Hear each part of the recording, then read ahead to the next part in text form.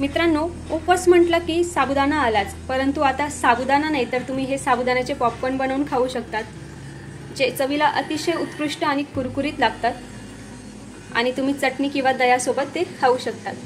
बघा, दिसतायत ना किती छान। आता वेळ वाया न घालवता पटकन रेसिपीला सुरुवात करूया। नमस्कार, दीपालीज डिलेक्टेबल डिशेस 3D मध्ये तुम्हा सर्वांचं पुन्हा एकदा मनापासून स्वागत। मित्रांनो, उद्या आहे महाशिवरात्री। महाशिवरात्रीच्या तुम्हा सर्वांना खूप खूप शुभेच्छा। आज महाशिवरात्री स्पेशल साबुदाणा पॉपकॉर्न्स किंवा उपवासाचे पॉपकॉर्न्स ही रेसिपी मी तुमच्यासाठी घेऊन आली आहे आणि घरात लहान मुलांपासून तर मोठ्यांपर्यंत सगळ्यांना हा पदार्थ आवडेल याची खात्री मी तुम्हाला देते। चला तर पटकन रेसिपीला सुरुवात करूया। त्याआधी जर अजूनही तुम्ही चॅनलला सबस्क्राइब केलं नसेल तर सबस्क्राइब करायला विसरू नका। उपवासाचे पॉपकॉर्न बनवण्यासाठी मी इथे 1 वाटी साबुदाणा भिजवून घेतला आहे। त्यानंतर 1 मोठा उकडलेला बटाटा घेतला आहे, चवीनुसार मीठ, 2 मोठे चमचे शेंगदाण्याचं कूट, चवीनुसार जिरं, 3 ते 4 हिरव्या मिरच्या बारीक वाटून घेतल्या आहेत आणि थोडंसं पाणी घेतलं आहे। सर्वप्रथम आपण हा बटाटा आधी सोलून घेऊया आणि याला आपल्याला किसून घ्यायचं आहे।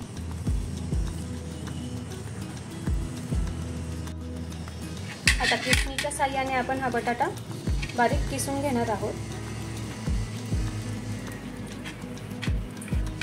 आता आपण एका मोठ्या बाउलमध्ये जो साबुदाणा भिजवून घेतलेला तो घालून घेऊया।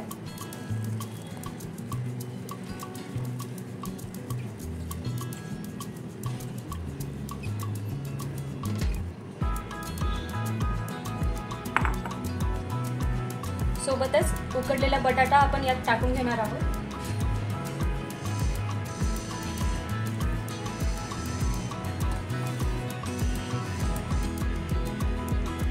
शेंगदाण्याचं कूट टाकून घेतोय, त्यानंतर चवीनुसार जिरं, हिरव्या मिरचीचं वाटण आणि चवीनुसार मीठ।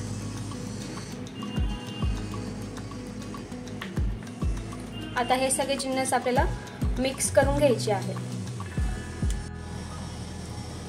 आता हे सगळे जिन्नस मिक्स करून झाले आहेत आणि हे करतानाच मी बाजूला तळण्यासाठी तेल तापत ठेवलेलं, तेलही चांगलं तापत आलेलं आहे। आता आपण याचे पॉपकॉर्न तळून घेऊयात आणि हे जिन्नस मिक्स करताना तुम्ही थोडासा पाण्याचा वापर करा, अगदी 2 चमचे पाणी, जास्त नाही, जेणेकरून हे व्यवस्थित मिक्स करता येईल।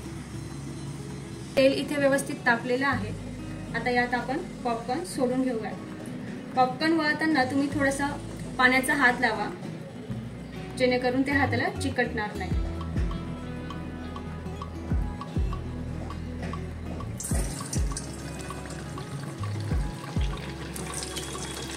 आकार तुम्ही लहान मोठा तुमच्या आवडीनुसार ठेवू शकता।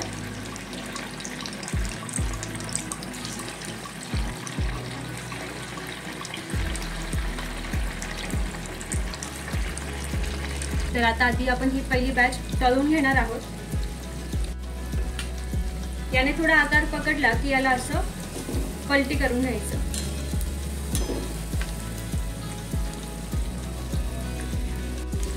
तुम्ही इथे बघू शकता पॉपकॉर्न मस्त सुटसुटीत झाले आहेत आणि टम्म फुगलेले आहेत। याला लो टू मीडियम हीटवरच आपल्याला तळून घ्यायचं आहे।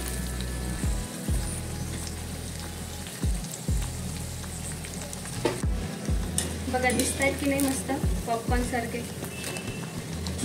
याला 2 ते 3 मिनिटे आपण अजून हलक्याशा सोनेरी रंगावर परतून घेऊया। याला जास्त लाल करायचं नाही आपल्याला। आता हे पॉपकॉर्न झाले आहेत, याला मी आता साईडला काढून घेते आणि दुसरी बॅच तळून घेऊया।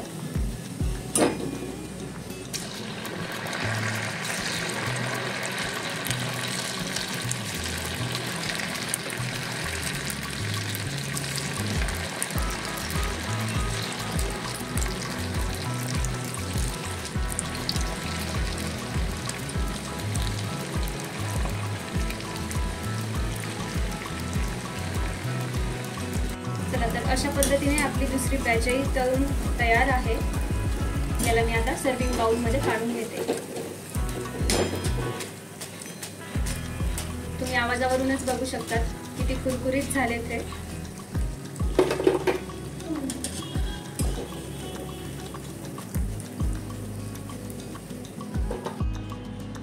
चला तर उपवासाचे पॉपकॉर्न हे बनवून झाले आहेत। आता आपण त्यासोबत लागणारी ग्रीन चटणी बनवणार आहोत, जी आपण उपवासाला खाऊ शकतो। पटकन साहित्य बघून घेऊयात।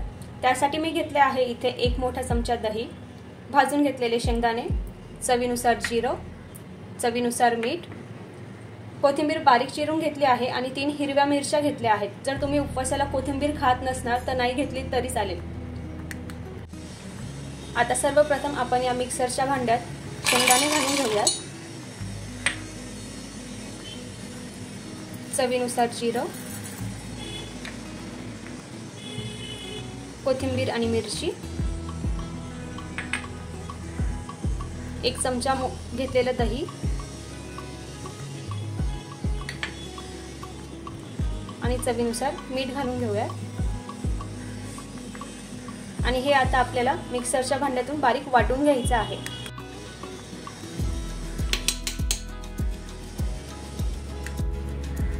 चला तर आपली चटणी सुद्धा इथे तयार आहे, तुम्ही बघू शकता।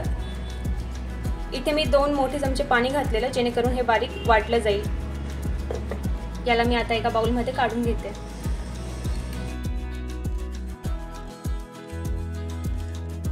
चला तर अशा प्रकारे आपले उपवासाचे पॉपकॉर्न तयार आहेत। सर्व करून घेऊया। तुम्ही बघू शकता किती कुरकुरीत झाले।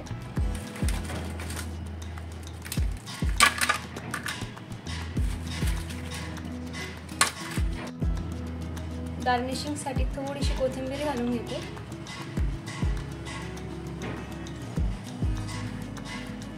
सोबतच तळलेल्या 2 हिरव्या मिरच्या। हे पॉपकॉर्न जेवढे छान दिसत आहेत तेवढेच ते चवीला खूप टेस्टी आहेत।